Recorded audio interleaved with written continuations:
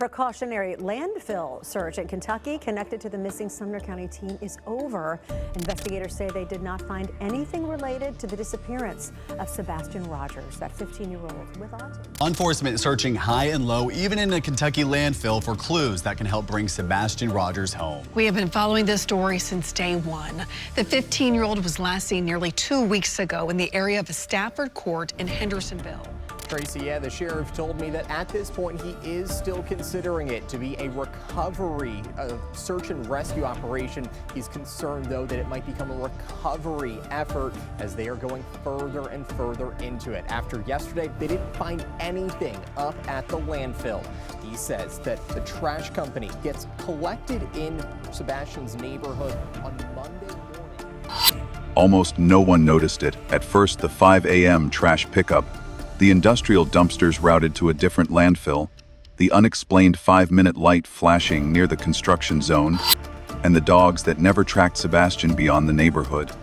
But when investigators quietly secured a Kentucky warrant one that legally enabled electronic device K9s, the entire case shifted. If Sebastian never walked out, and nothing was seen on 4 cameras, then the question is no longer where he went. It is what left the property before anyone realized he was gone.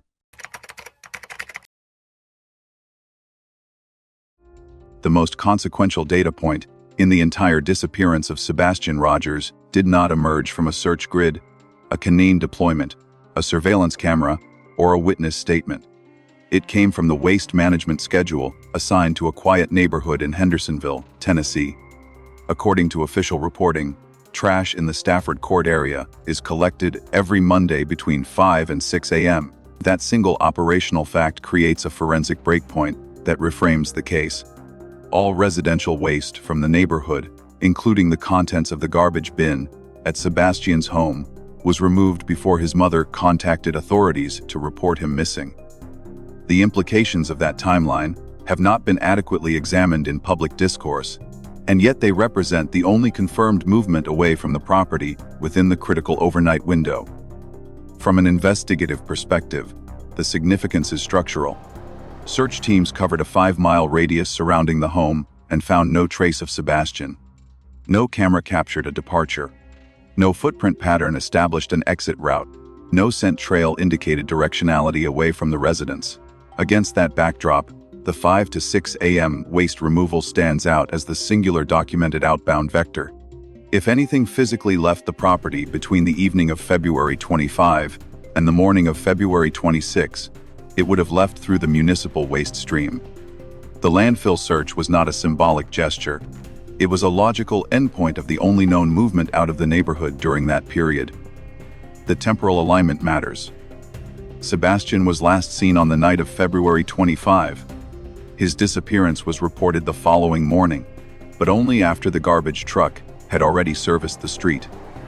This means that any object discarded into the household bin overnight would have been transported out of the neighborhood before the absence of the teenager was recognized, before police were mobilized, and before the property was secured.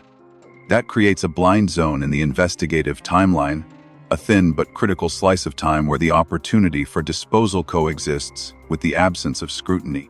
When a child goes missing and the household waste is removed prior to notification, investigators must consider the waste stream as a potential carrier of relevant material, regardless of whether foul play has been formally established. This context also explains why the Kentucky State Police sought a search warrant for the landfill. Public statements emphasize that the landfill search was precautionary and that there was no specific tip directing investigators there. However, warrants require articulable grounds. They are not issued for theoretical curiosity. The forensic value of the trash collection timeline alone constitutes a reasonable investigative motive. The waste stream is the only system that removed material from the residence before law enforcement could evaluate the interior conditions of the home. If police aim to rule out or confirm the possibility that physical evidence related to the disappearance had entered that stream, a warrant was required. The search warrant also served an operational purpose beyond authorizing access to the landfill. In Kentucky, as in several other jurisdictions, Deploying certain specialized K9 units, particularly electronic detection K9s, requires a lawful search authority. These dogs are trained to detect components of electronic devices, lithium-ion batteries, flash memory modules, mobile phones, camera systems, and other forms of digital hardware. These components can be crucial in missing person cases, where the presence, absence, or destruction of electronic devices may indicate behaviors, concealment attempts, or manipulation of surveillance systems. The public has not been informed whether electronic detection dogs were formally deployed, but the legal pathway established by the warrant makes that possibility structurally relevant. The need for electronic detection capability aligns with an additional detail: lithium batteries, such as those used in doorbell cameras and security devices, are not meant to be discarded into regular household waste. If any electronic equipment was removed from the property prior to the missing person report intentionally or unintentionally, it could have moved through the waste stream. If it did, a specialized K9 could theoretically detect its signature even after compaction, mixing, and transport.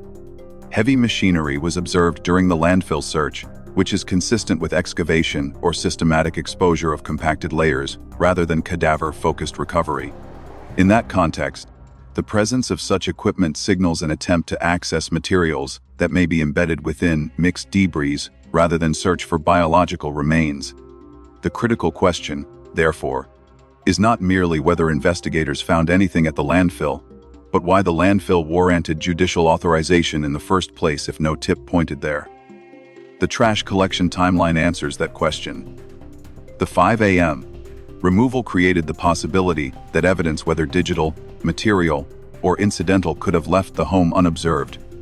Law enforcement cannot ignore a vector that is both time-sensitive and operationally definitive. Even if the probability of finding relevant material was low, the consequences of not checking were unacceptable. Once the trash left the neighborhood, the landfill became the only location where that material could be retrieved, if it existed at all. This shifts the investigative lens. For weeks, public framing has revolved around the assumption that Sebastian exited the residence independently on foot and moved into the surrounding wooded areas. Canine behavior, surveillance patterns, and the absence of environmental trace markers all challenge that assumption. If a walkaway scenario lacks empirical support, and if no outbound movement by Sebastian was detected on cameras that should have captured him, then the significance of the trash vector expands.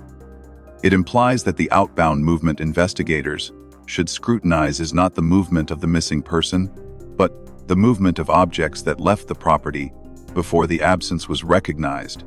This does not establish cause, culpability, or mechanism. It does not imply intentional disposal. It does not produce a direct accusation. It simply identifies the only verifiable outbound pathway during the disappearance window. That pathway leads directly to a landfill in Kentucky. Whether investigators found evidence or not, the decision to search that landfill demonstrates that law enforcement viewed the waste stream as a necessary investigative domain.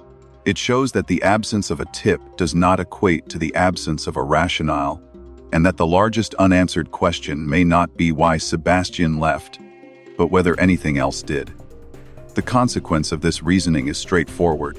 If the trash stream represents the sole confirmed removal of material from the property during the critical hours, then any comprehensive reconstruction of the disappearance must incorporate the forensic implications of that timeline. Landfill operations are not pursued casually. Excavating compacted waste requires manpower, machinery, planning, and judicial oversight.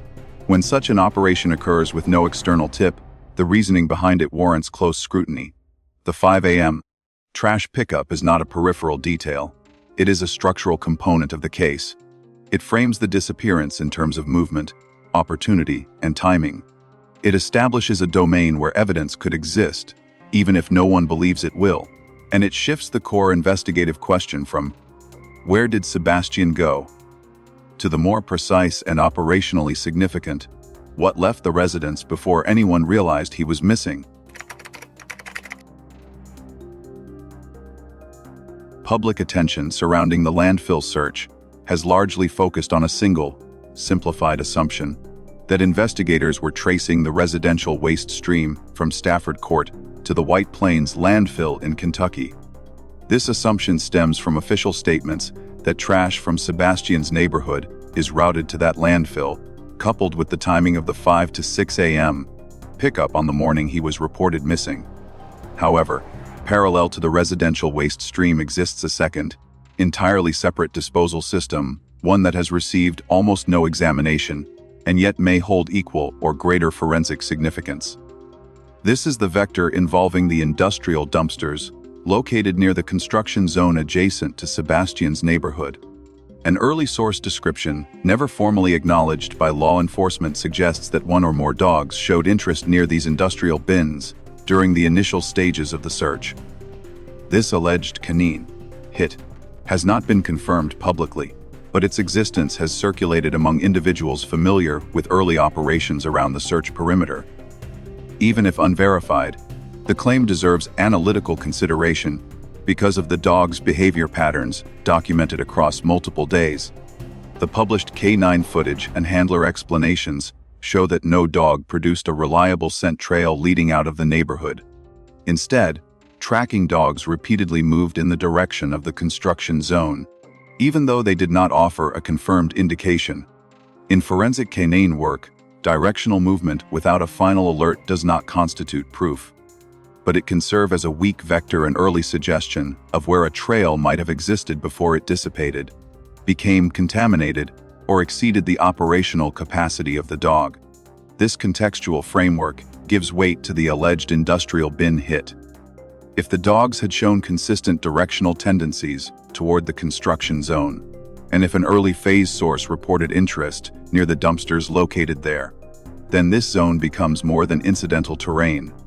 It becomes a potential point of transition, an area where a movement or an object might have intersected with the industrial waste infrastructure, rather than the residential waste stream. The distinction between these two streams is critical. Residential trash from Stafford Court is transported to White Plains, Kentucky. Industrial dumpsters, however, typically follow different contracts, different haulers, and different disposal facilities. According to the early source narrative, the industrial bins near the construction area were routed to a separate landfill, entirely one not publicly named and not confirmed in official reporting. The implications are significant. If the industrial waste stream diverges from the residential stream, and if any object of investigative relevance entered that industrial system, then the Kentucky White Plains search would not encompass it. This does not invalidate the necessity of searching the residential landfill. The 5 a.m. pickup alone justified that operation. But it does raise a structural question. Was the landfill search conducted on the correct waste stream? Or was it conducted on only one of multiple possible streams through which relevant material could have moved? The public narrative has not included this distinction, but investigators are almost certainly aware of it. Industrial dumpsters are often serviced on different schedules, with different documentation requirements, and by different companies than residential waste. They may be emptied at construction-related transfer stations or at commercial recycling and disposal sites that do not intersect with municipal trash routes. The lack of public acknowledgement of this second waste vector could be due to several reasons. It may not have been deemed operationally relevant. The alleged dog interest may not have met the threshold for action, or investigators may have explored this route privately without issuing a public statement. Regardless, the presence of the industrial bins introduces a layer of complexity that challenges the assumption that the landfill search was singular, linear, or all-encompassing. Understanding the forensic value of the industrial bins requires examining the dog's role more carefully. Dog behavior in the Sebastian case has been widely misunderstood. A hit is not a casual term. In canine search operations, an alert indicates a specific behavioral pattern that signifies the detection of a target scent. However, dogs can also contribute directional value without delivering a full alert. If dogs exhibit repeated movement toward the same location, circling or revisiting an area without formal indication, that motion can still represent early-stage scent interest. Factors such as wind, humidity, temperature, and terrain can degrade scent particles or create false trails. Construction zones, in particular, are chaotic scent environments, with disturbed soil, machinery, solvents, fuel, and human activity creating significant interference. Therefore, if dogs moved repeatedly toward the construction area, but failed to finalize an alert, that inconsistency does not negate the zone's investigative value. It may indicate a diluted or disrupted scent originating from an object rather than a person. The alleged dog hit near the industrial bins aligns with this possibility. If the scent was attached to a non-biological item, clothing, fabric, personal effects, or even electronic hardware, it may not produce the same concentration or signature required for a full alert. It may instead create intermittent interest, consistent with the patterns observed in the footage.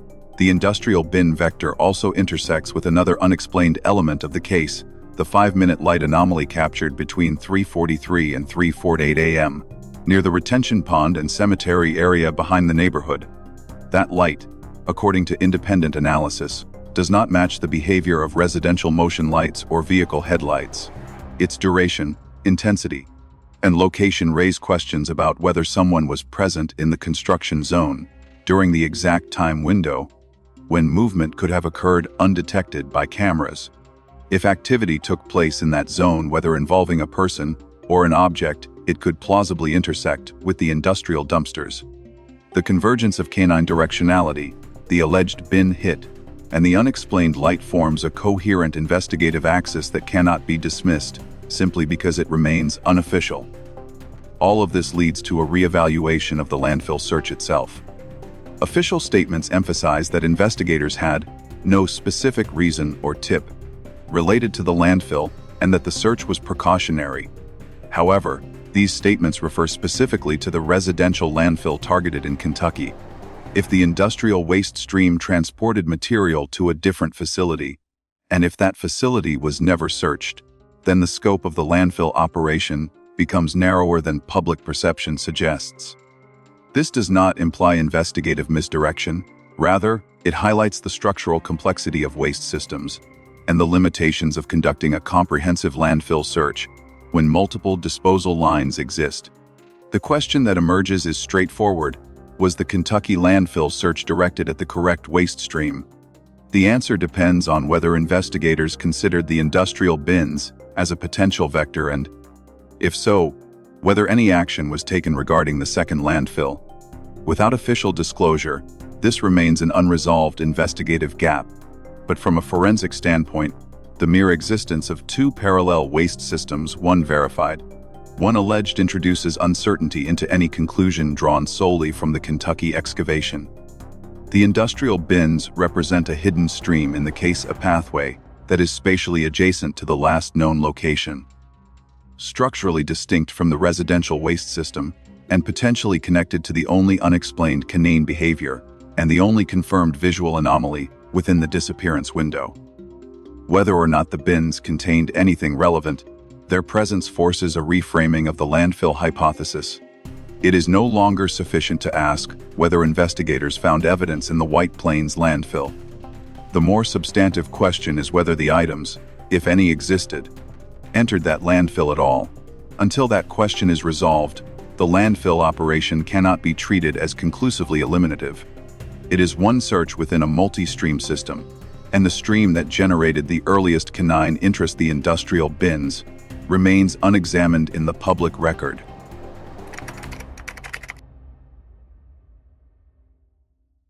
The decision to obtain a search warrant for a Kentucky landfill was widely described by officials as precautionary. Public statements repeatedly emphasized that there were no specific tips indicating evidence would be found there. Yet the issuance of a warrant in this context is not a procedural formality. It is a legally binding action that requires articulated reasoning and documented justification. Warrant standards do not accommodate casual curiosity. They require probable cause, or at minimum a reasonable investigative basis. The landfill warrant therefore signals that investigators had a legally recognized interest in examining material removed from the residential environment of Sebastian Rogers, even though the nature of that interest was never publicly stated. Central to understanding the warrant's function is its relationship to specialized K-9 deployment, Kentucky State Police maintain a set of electronic detection canines, highly trained dogs capable of locating electronic components such as phones, SD cards, USB drives, and, critically, lithium-ion batteries. These dogs are not cadaver dogs, nor are they general tracking or trailing dogs. Their purpose is to detect electronic signatures associated with digital storage devices, recording equipment, and similar hardware. In many jurisdictions, deploying an electronic detection canine requires a warrant because these dogs are designed to locate objects that can contain private data. Searching for electronic devices without judicial authorization can raise Fourth Amendment issues. Thus, the Kentucky warrant may have served not only to permit access to the landfill, but to legally authorize the use of electronic detection canines within the landfill environment. This possibility aligns with several operational details documented in the landfill search. Reports describe the presence of heavy machinery, excavators, backhoes, and mechanical equipment used to expose layered waste. While some may interpret the use of such machinery as inconsistent with searching for a cadaver, it is entirely consistent with searching for compact objects, such as electronic devices. A body, or any biological material, would be at risk of significant damage or fragmentation under mechanical excavation. Conversely, solid-state electronics, lithium-ion battery casings, and certain types of recording hardware are more resilient under landfill pressure. They can survive compaction and may remain detectable through the chemical signatures or electromagnetic components sensed by electronic detection canines. The presence of heavy equipment, therefore, aligns more logically with a search for small, hard targets rather than larger biological ones. The relevance of electronic components extends further when placed alongside the statements made by individuals connected to the household. According to one transcript, the mother mentioned that the family was upgrading their security system around the time of Sebastian's disappearance. Separate accounts, unverified but widely circulated, suggest disputes over the presence or absence of interior cameras, including claims that cameras were used to monitor Sebastian's nighttime behavior. The stepfather later dismissed the idea of having a functioning doorbell camera, indicating that the home did not have such a device active at the time. Yet the combination of security system upgrades, absence of a doorbell camera, and conflicting accounts of interior surveillance create a zone of investigative ambiguity. Electronic components associated with a home security system, if removed, replaced, or destroyed, could theoretically enter the waste stream during the same critical window as the trash pickup, if any such components were discarded before 5 to 6 a.m. On Monday, the window, when the garbage left the property, they would have been transported to the landfill before the missing person report was filed. This timeline provides a rational foundation for investigators to consider the landfill a potential repository for electronic evidence, even if no direct tip pointed them there.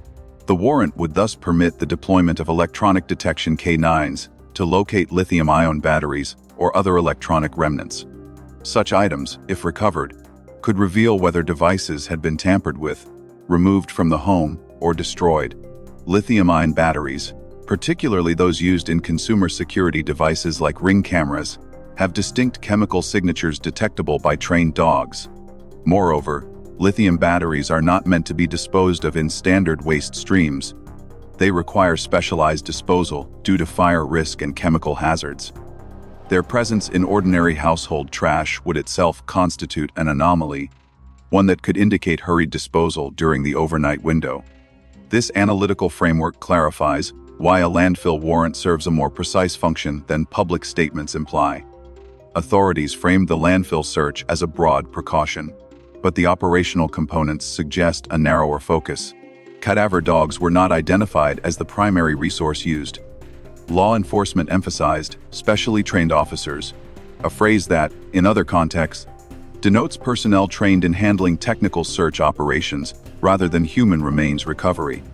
The absence of any mention of cadaver-specific alert patterns, combined with the descriptions of excavation equipment and K9 capabilities, suggests that the target was not biological remains, but items associated with digital or physical evidence.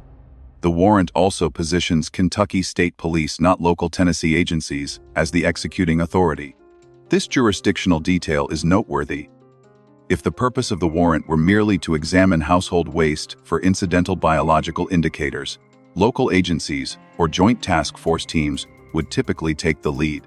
But if the target involved specialized electronic detection canines maintained specifically by Kentucky State Police, then Kentucky's involvement becomes structurally necessary. Electronic detection canines are relatively rare resources, and their deployment is typically coordinated by the agency that maintains them. Their presence at the landfill would require a warrant that explicitly authorizes searching for electronic components. This creates a logical chain. Electronic detection canines require a warrant to operate, and Kentucky State Police possess such canines. A Kentucky warrant was issued for the landfill, where heavy machinery was used during the operation, yet no public reference was made to cadaver canine alerts, while statements surrounding the household security system introduced uncertainty about electronic devices. When viewed together, these data points support an evidence-focused interpretation of the warrant rather than a death-focused one. They imply that investigators may have sought information not about Sebastian's physical location, but about the presence, absence, or destruction of electronic material connected to the case. The question, then, is why investigators would pursue electronic evidence in the landfill at all if there was no specific tip. The answer may lie in the structural logic of the trash timeline established in Part 1. The 5 a.m. removal of household waste creates the possibility, however remote, that digital devices or components relevant to the case were discarded before law enforcement was notified. Investigators cannot ignore that possibility without risking the loss of critical evidence. The warrant therefore becomes not an act of assumption, but an act of elimination, a strategic move to ensure that no recoverable electronic material was overlooked. This reframes the narrative surrounding the landfill search. Rather than viewing the warrant as a sweeping precautionary gesture, it becomes more reasonable to view it as a targeted procedural necessity. It created the legal conditions required for a specific type of search, one aimed at determining whether any electronic hardware tied to the household security system or other digital devices associated with the disappearance entered the waste stream and ultimately reached the landfill. Whether or not the search produced results is secondary to the reasoning behind the warrant itself. The implication is clear. The warrant was not merely about the possibility that Sebastian's remains entered the landfill. It was about the possibility that information did. The warrant authorized investigators to search for the debris of devices capable of answering questions that the household narrative and surveillance infrastructure could not.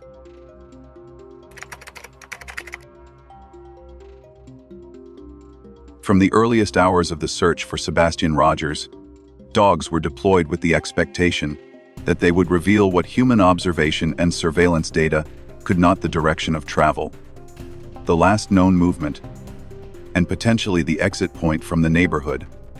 Instead, the dogs produced a pattern of behaviors that, when examined through a forensic lens, undermine the foundational assumption that Sebastian walked away from his home during the night.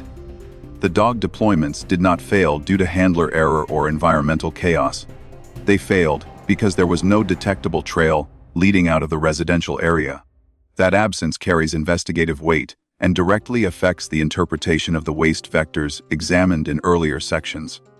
The most widely referenced dog in the case is Max, a tracking dog rather than a scent identification dog.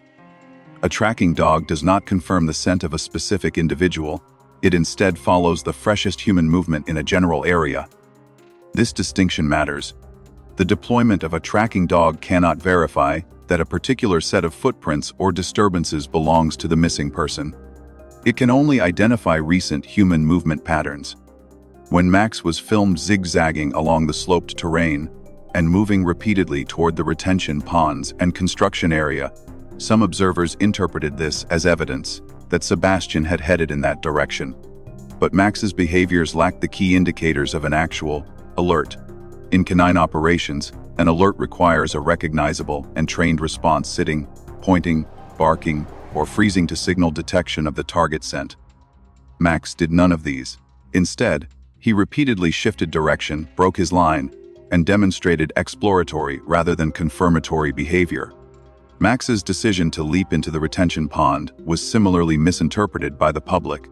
Handlers later explained that such behavior is not an indication of a scent trail, but a response to environmental curiosity or movement within the dog's visual field. The leap, therefore, cannot be treated as evidence that Sebastian entered the water. It is simply part of the behavioral noise that accompanies tracking dogs in dynamic terrain. Crucially, after emerging from the pond area, Max was unable to establish continuity. He did not resume a trail, did not orient toward a fixed point, and did not provide directional certainty. From a forensic standpoint, this means Max detected nothing that could be reliably tied to Sebastian's movements or exit. The second dog, deployed a true scent dog, was equipped to detect Sebastian's specific scent profile. This dog's job was not to follow general human activity, but to identify paths and touch points associated with the missing teenager. Yet this scent dog also failed to produce a single indication. It traversed areas where 4 separate residential cameras would have recorded Sebastian had he walked through them. But no visual confirmation exists. The dog's behavior mirrored Max's in multiple respects: hesitation, zigzag patterns, direction changes, and a lack of sustained tracking. It explored, circled, approached certain zones, but never locked onto a scent trail that led beyond the neighborhood. This is the critical observation. Not one dog in the entire deployment produced a confirmed exit trail from the Rogers residence or the surrounding streets. In a typical walkaway scenario, scent dogs should be able to identify the path taken by the missing individual, unless severe environmental disruption occurs. There were no weather events that night that would have washed away scent. There were no mass disturbances in the early morning hours. The dogs simply did not detect the missing person's movement away from the property. The absence of a trail is not a null result. It is data, and data of this nature requires interpretation. When a missing child vanishes within a contained environment and scent dogs cannot locate an outbound path, forensic logic dictates 2 primary possibilities. The first is that the individual did not walk out of the area on foot and therefore left no trail to follow. The second is that the individual exited through a vector that does not retain or transmit scent in the manner that open-air movement does. Vehicles, mechanical containers, sealed bins, and enclosed spaces eliminate or severely reduce the amount of scent left in the environment. If Sebastian left the area in a car, in a trash bin, or via any enclosed conveyance, the dogs would not have been able to detect his movement. This interpretation aligns with the disappearance window and the known vectors leaving the property. No shoe prints, drag marks, or natural ground disturbances consistent with a walkaway were identified. Surveillance cameras that should have captured movement did not. The only confirmed outbound motion from the property during the night and early morning was the trash removal at 5 to 6 a.m. All other vectors require assumptions unsupported by canine data. The landfill vector, defined by the movement of waste away from the property before the missing person report was filed, remains structurally intact because dogs cannot confirm or deny the movement of objects within enclosed containers. The collapse of the walkaway hypothesis becomes evident when combining canine failures with the environmental structure of the neighborhood. A walkaway case typically requires at least one of the following: a visible departure on camera, a scent trail leading away from the home, or physical evidence such as clothing or personal effects along a path. None of these elements exist in this case. In fact, the dogs succeeded only in demonstrating the absence of an outward trail. Their inability to track Sebastian does not mean they malfunctioned. It means the assumptions given to them were incorrect. The dog's directional tendency toward the construction area, while not a confirmed alert, introduces an additional forensic dimension. If dogs repeatedly oriented themselves toward a specific zone, but never finalized an indication, it may reflect a diluted or secondary scent possibly originating from an item associated with the missing person, rather than from the person himself. Construction zones are filled with chemical interference, disturbed soil, and complex airflow patterns, all of which make sustained tracking more difficult. If the scent was attached to an object placed near or within the industrial bins, rather than a human subject walking through the area, the dog's inconsistent interest would align with that condition. This possibility becomes more relevant when considered alongside the alleged early phase claim that dogs hit near the industrial dumpsters. Even if this information has not been officially confirmed, it fits the pattern of incomplete canine behavior observed in the public footage. It also connects directly to the landfill vector, because industrial waste follows a separate trajectory from residential waste and may terminate in a different landfill entirely. If any object associated with Sebastian entered the industrial waste stream, scent dogs would not be able to trace it beyond the point of enclosure. Thus, the dog data far from supporting a walkaway argues against it. The absence of a trail, combined with the lack of visual confirmation and the structural timing of the trash removal, points investigators away from an outdoor search model and toward a containment or disposal model. Canines can only track what is exposed to open air. When nothing is exposed, they fail not because the subject is missing in the woods, but because the environmental trace they are trained to detect never existed there. Forensic interpretation requires integrating failures as meaningful results. The dogs did not find Sebastian because there was no ground-level trail to follow. They did not identify an exit because no exit occurred in a scent-carrying manner. Their behavior does not depict a child wandering into the night. It depicts an environment that retained no evidence of his movement. That absence reinforces the landfill hypothesis rather than contradicting it. An enclosed vector, whether a container, vehicle, or industrial bin, is consistent with both the canine results and the waste stream analysis presented in earlier sections. In that sense, the dogs did not fail the investigation. They revealed its boundaries. And those boundaries point away from the wooded areas and toward the systems of removal, mechanical, industrial, and municipal, that transported material out of the neighborhood long before the disappearance was reported. Among all the uncertainties in the disappearance of Sebastian Rogers, one visual anomaly stands out for its timing, duration, and location: a light that appeared on camera from approximately 3:43 a.m. to 3:48 a.m. on the night he vanished. The anomaly has become a focal point not because it definitively reveals an action or participant, but because it lies at the intersection of three critical investigative vectors: the retention pond behind the neighborhood, the adjacent construction zone, and the line of industrial dumpsters that may connect to a separate waste stream. Although authorities responded to questions about the anomaly by stating that it held no evidentiary value, they simultaneously emphasized that the investigation remains ongoing, a combination that signals withholding of interpretation rather than dismissal of relevance. Forensic analysis must therefore address the anomaly not as a solved detail, but as a potential clue whose meaning has not been publicly disclosed. The first element of the anomaly that demands scrutiny is its duration. A light source remaining visible for 5 continuous minutes is abnormal within this environment. Residential motion-activated lights typically remain illuminated for 30 to 60 seconds unless movement continues. Headlights from a passing vehicle produce transient illumination lasting seconds, not minutes, and would display directional movement rather than static positioning. Flashlights exhibit flicker, beam shift, and inconsistent intensity as the user moves. Reflections from water or surfaces require a primary light source, which would have to remain stationary and bright enough to sustain visibility over 5 minutes. None of these conditions align with the behavior of the 3:43 a.m. light. Instead, the anomaly appears stable, with sustained visibility and no directional drift. Its geographical placement in a region of the frame corresponding to the area behind the retention pond and near the initial construction footprint raises further questions. That zone contains no known fixed lighting infrastructure.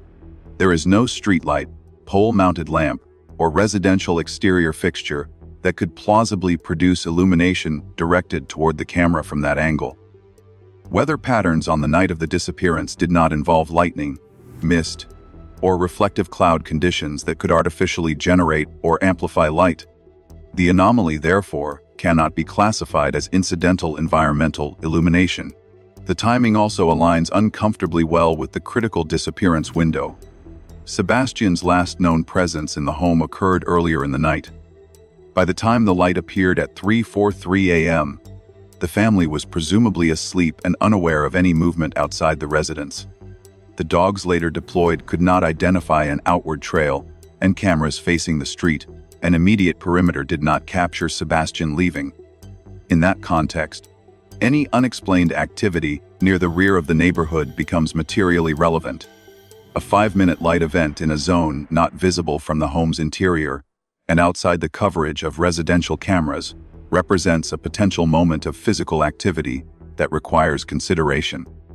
Forensic evaluation of temporal anomalies emphasizes that duration correlates with potential action.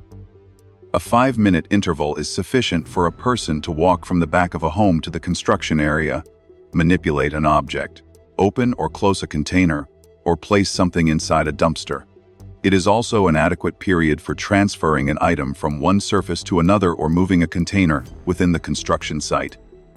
Disposal actions, particularly in dark conditions and uneven terrain, tend to require more time than simple traversal.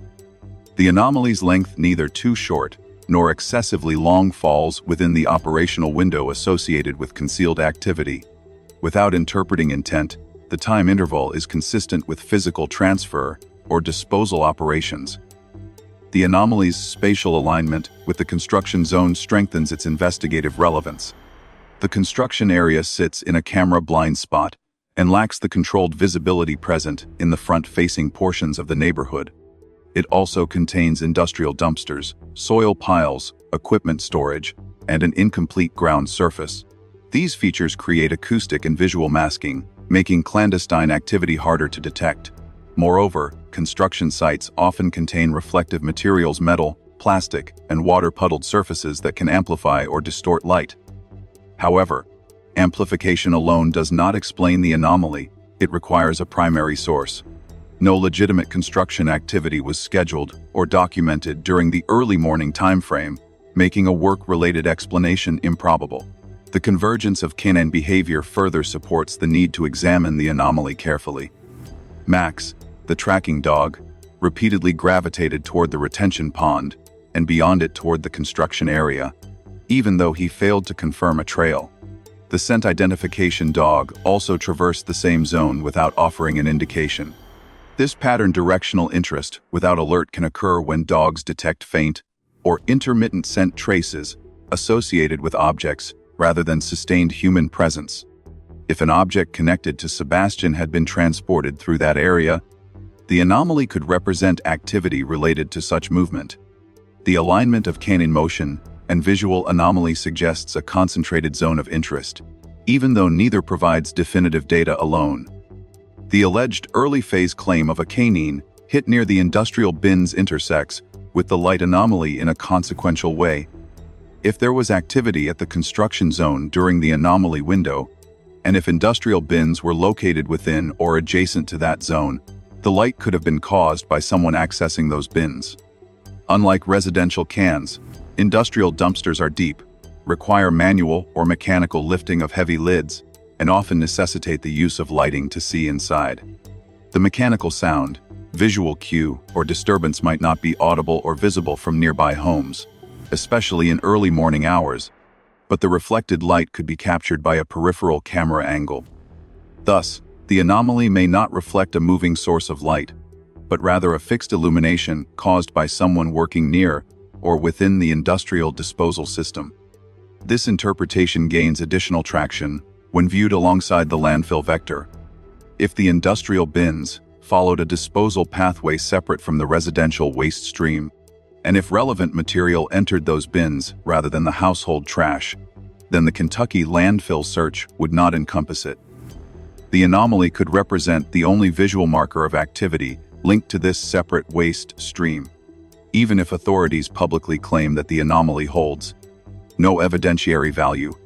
That statement may refer to the absence of identifiable subjects in the footage, not to the absence of investigative context. Saying an anomaly has no evidentiary value does not mean it lacks investigative implications. It often reflects the legal threshold for classifying footage as evidence, rather than its operational meaning during an active case. The anomaly's positional relationship to the retention pond adds another dimension. The pond is a natural acoustic and visual barrier, that obstructs direct observation from nearby homes. Activity occurring on the far side of the pond often goes unnoticed unless illuminated. The anomaly's placement suggests that someone or something moved behind the pond into a zone that corresponds closely with both dog directionality and the industrial dumpster area. Given that residential cameras did not capture exposures consistent with movement in the front or side yards, the rear and the construction zone remain primary avenues for undetected operations. Each interpretation of the 3:43 a.m. light leads back to the same investigative question: what activity requires illumination for 5 continuous minutes in a construction zone adjacent to industrial waste containers? The options are limited. It was not passing movement, environmental reflection, or scheduled work. The stability and duration indicate intentional presence. In cases where disappearance coincides with an unexplained light source in a blind spot location, investigators must consider whether the light corresponds to an action involving objects rather than people. Object transfer, container access, and disposal operations fall within this category. This analysis does not assert that the anomaly proves the use of industrial bins in the disappearance.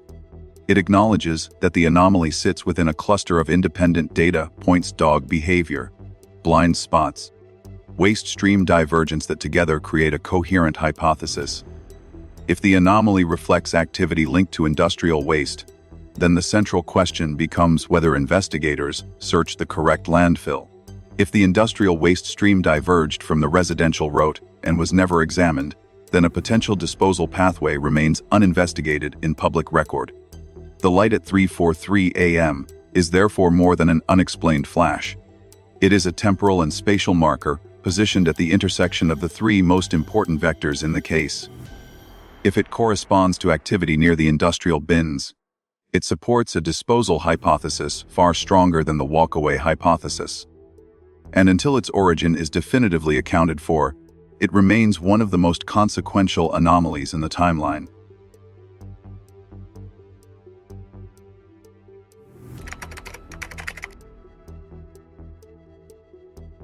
One of the most overlooked components of the Sebastian Rogers case is the surveillance environment surrounding the home. The neighborhood is not a rural expanse without recording devices. It contains multiple residences equipped with exterior cameras, a street positioned near a major roadway, and a mix of fixed and motion-activated systems. Despite this, not a single camera recorded Sebastian walking away from the property.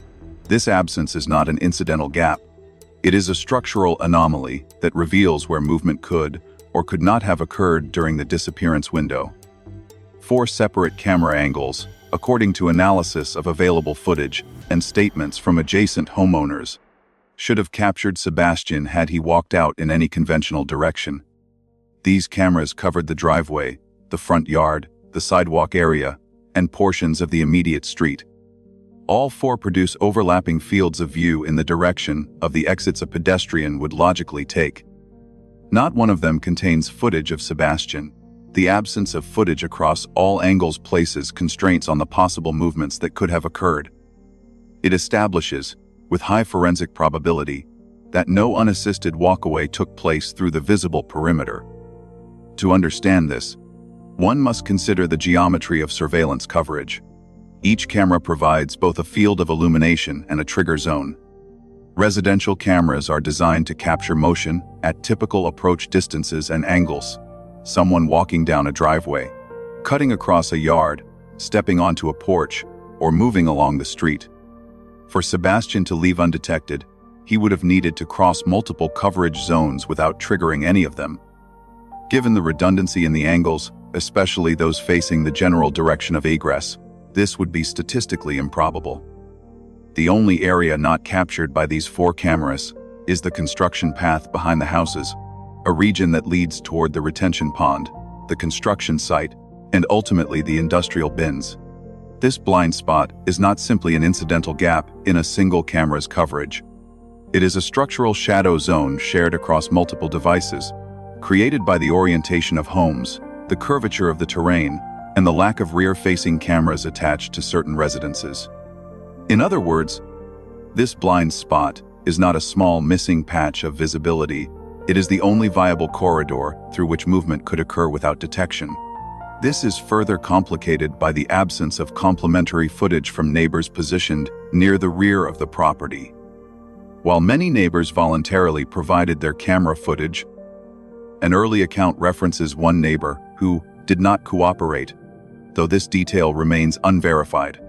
Regardless of the reason, the lack of video from a key vantage point results in a surveillance void that aligns with the blind spot corridor.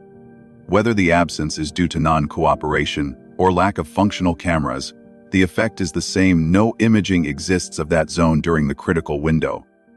The lack of doorbell footage from Sebastian's own home adds another dimension. According to statements attributed to Chris, the household did not have an active doorbell camera at the time of the disappearance. Some early narratives suggested the presence of interior cameras or camera upgrades, but these were later contradicted or disputed. What matters in forensic terms is not the inconsistency, but the operational fact. There was no functioning doorbell system that could have captured outbound movement from the front of the home. If such a system had existed, it would have reduced uncertainty regarding front-facing paths of travel. Its absence magnifies the significance of the rear blind spot. Highway cameras, often cited as potential sources of additional coverage, were not positioned to capture pedestrian movement originating from the residential area. Their focus and range are optimized for vehicular traffic, rendering them incapable of providing corroborative imaging of an individual leaving through the blind spot corridor. As a result, no cross-verification exists from transportation surveillance infrastructure. With these factors combined, the surveillance landscape becomes a series of closed and open pathways. The closed pathway's front yard, driveway, street-facing sides are closed because multiple cameras prove no walkway movement occurred. The open pathway, the rear construction zone, is open precisely because no cameras capture it. From an investigative standpoint, a constrained landscape containing only one unmonitored corridor makes that corridor the default candidate for any potential movement, whether by person or by object. The lack of footage also has implications beyond the walkaway hypothesis. If Sebastian had exited in a vehicle, one would expect headlights, taillights, or door activity to appear on at least one of the front-facing cameras. None of these artifacts were recorded. If someone had escorted him out on foot, two individuals would have had to evade all four camera angles, which again is statistically unlikely given the redundancy of views. If an abduction occurred through the front or side of the property, the cameras should have captured vehicular approach or departure. No such footage exists. This absence reinforces the conclusion reached through canine analysis that no scent-bearing movement occurred through open-air pathways. The camera data and the dog data converge. They both indicate the same thing. There was no detectable movement of a person out of the monitored areas. The only movement that remains possible is movement through the rear blind spot, and only if the movement was shielded from environmental trace signatures. Enclosed transport inside a vehicle, a container, or an industrial bin fits this requirement. A person walking freely through that area would still leave environmental disturbances, which would be detectable by ground search, scent dogs, or later environmental review. None were found. The blind spot corridor also intersects with the 3:43 a.m. light anomaly discussed in the previous section. The anomaly occurred within this shadowed region, reinforcing that an undocumented activity occurred in the zone where cameras do not reach. That activity may or may not be related to the disappearance, but its timing and placement cannot be ignored. Surveillance gaps combined with unexplained activity create investigative obligations. They demand inspection of the physical geography, the objects that move through it, and the waste stream pathways attached to them. Ultimately, the absence of footage does not simply mean nothing was seen. It means the environment itself is isolating which scenarios are possible. Every viable exit scenario must pass through the unmonitored construction zone. And because that zone contains the industrial dumpsters with a separate disposal route, the surveillance landscape converges directly with the waste stream hypothesis. The geometry of cameras, blind spots, and movement pathways leads to a single operational conclusion. If any outbound motion occurred during the disappearance window, its logical endpoint is the construction corridor, and, by extension, the industrial bins. Thus, the surveillance environment does not merely fail to record evidence, it forms an evidentiary constraint. By showing where movement could not have occurred, the cameras highlight the only direction where it could have, and that direction aligns with the disposal vector that remains unresolved.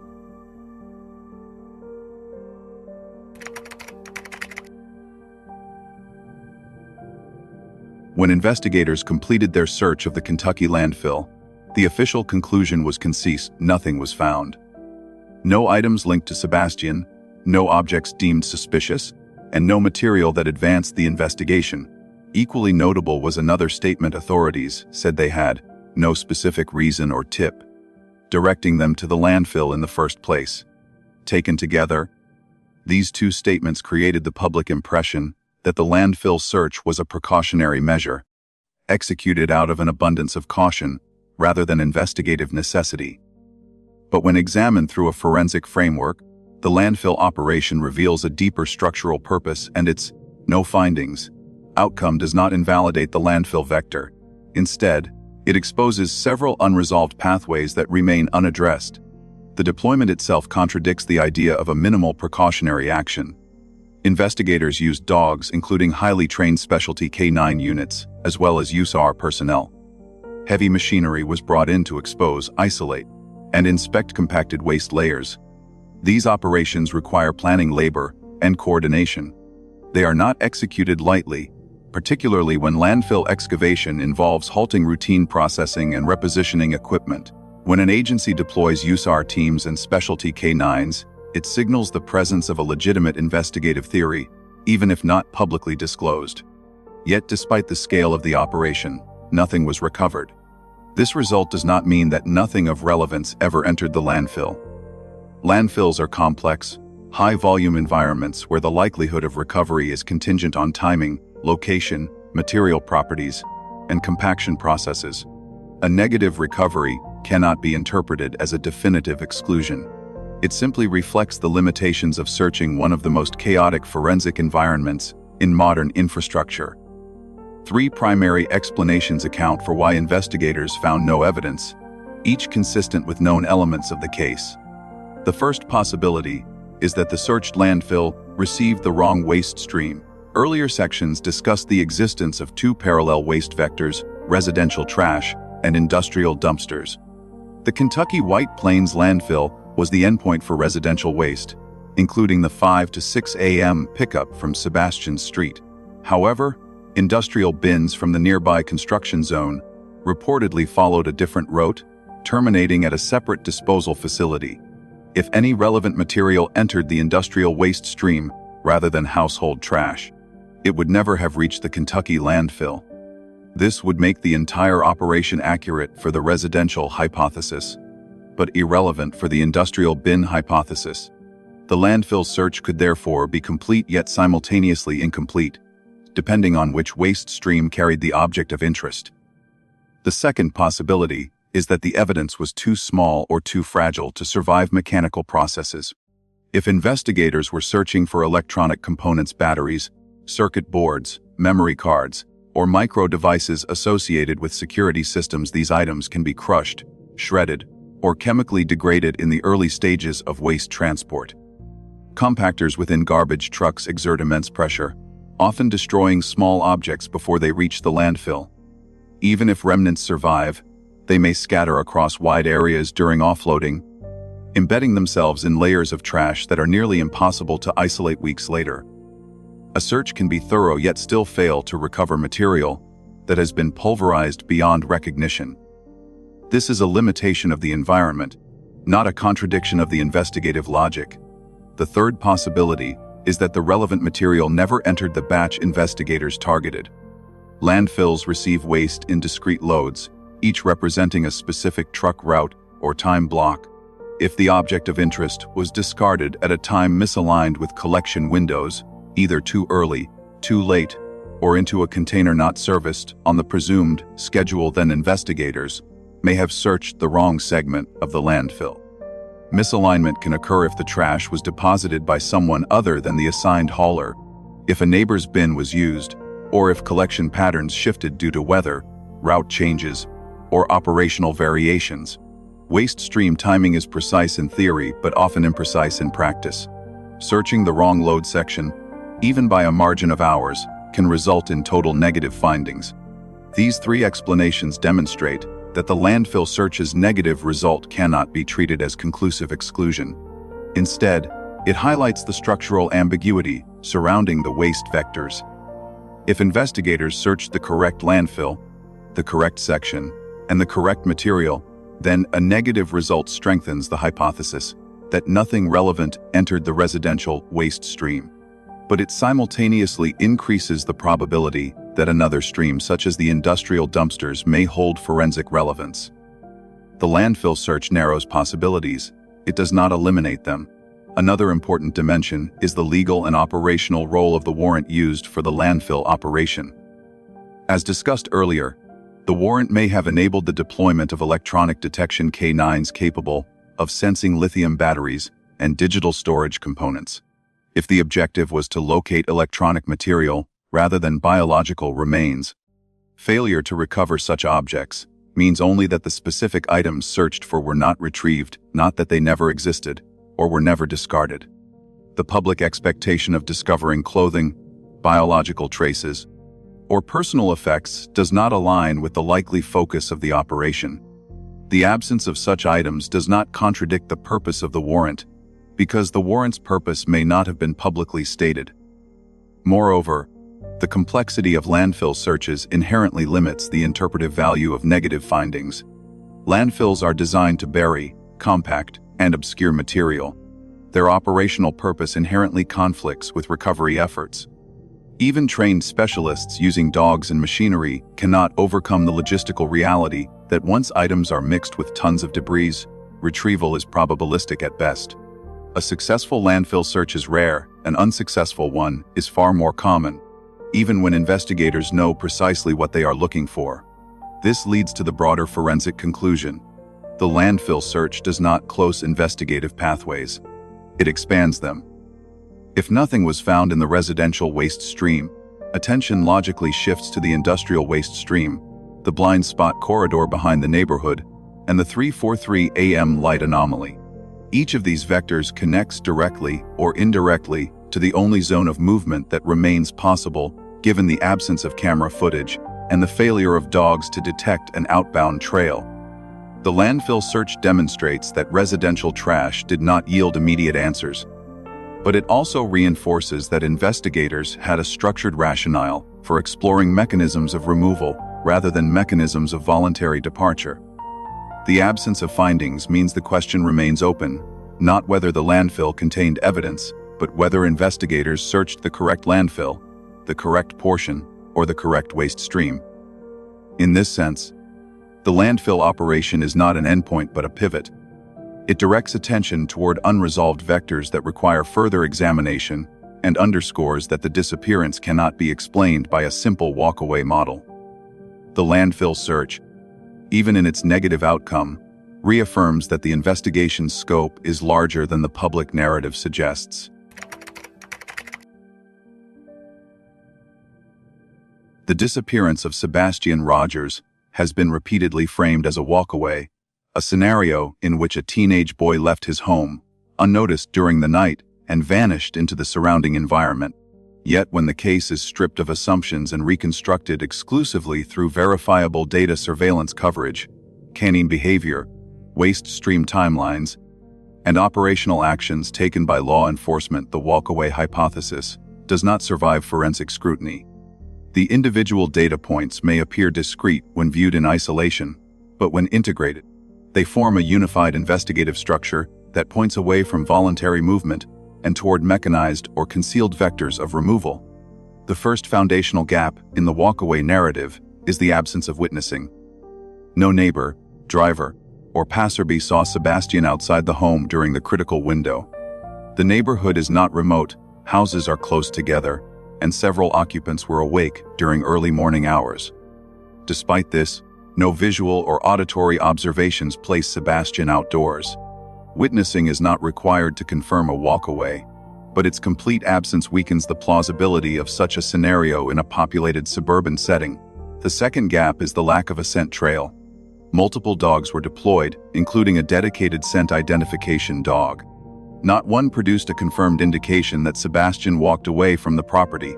Max, the tracking dog, repeatedly veered toward the construction area, but his motions never formed a sustained pattern consistent with tracking a subject. The scent identification dog, a more precise tool, traveled through areas covered by 4 separate cameras and still produced no indication. Forensic interpretation of canine behavior in missing person cases emphasizes that a failure to identify a trail does not represent canine malfunction. It represents either the absence of an exposed scent or removal through a vector that conceals it. In either case, the result undermines any hypothesis involving outdoor pedestrian movement.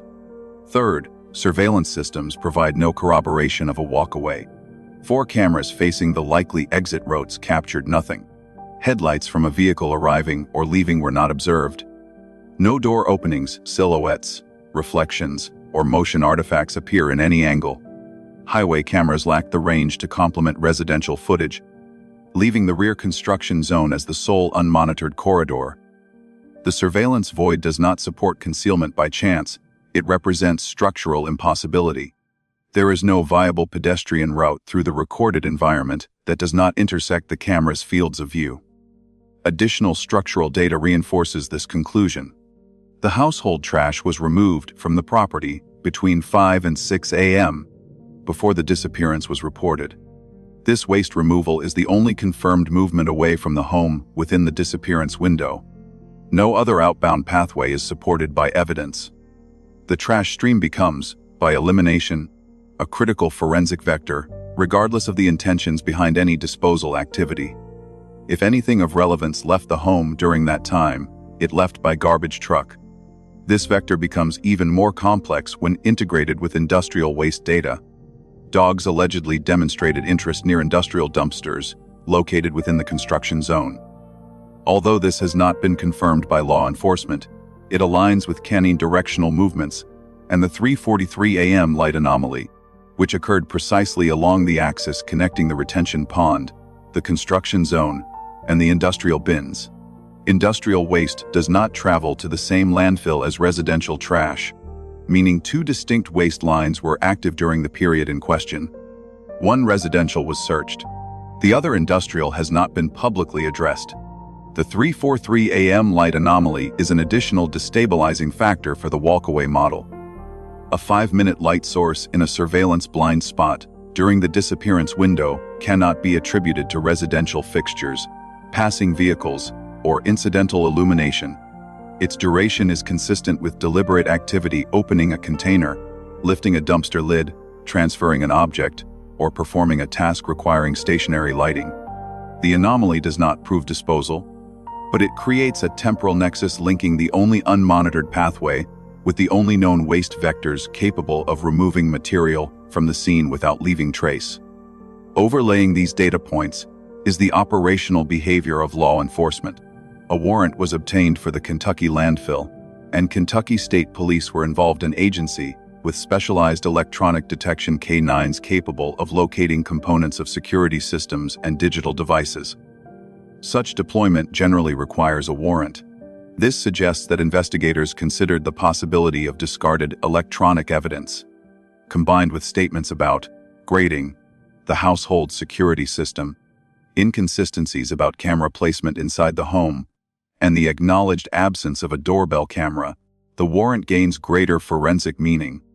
It implies an interest not in searching for a person's remains, but for objects potentially digital or mechanical that may have been removed from the home.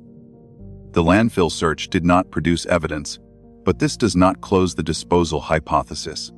Landfills are chaotic environments where recovery failures occur even when evidence is known to be present.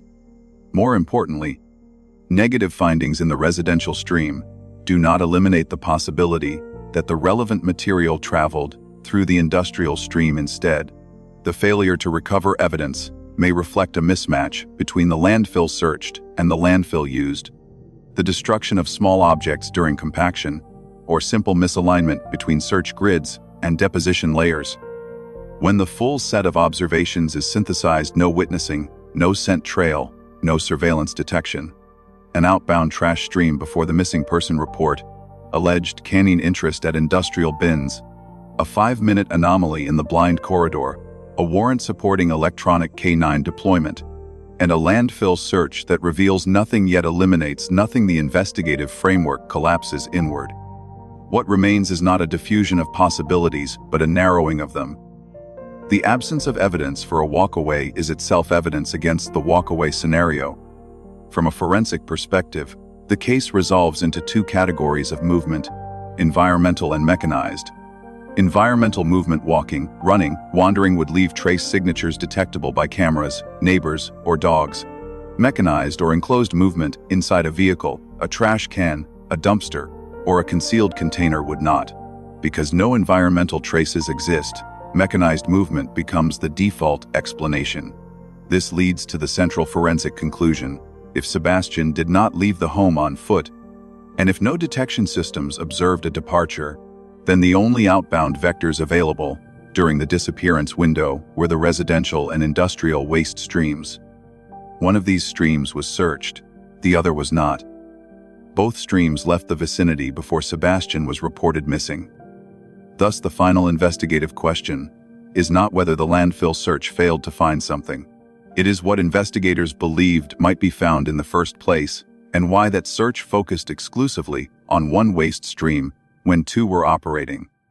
If 2 lines of garbage left the neighborhood before anyone noticed Sebastian was gone, and if those are the only confirmed movements out of the area, what exactly were investigators attempting to eliminate by searching the Kentucky landfill, and what remains uneliminated in the landfill that was never searched?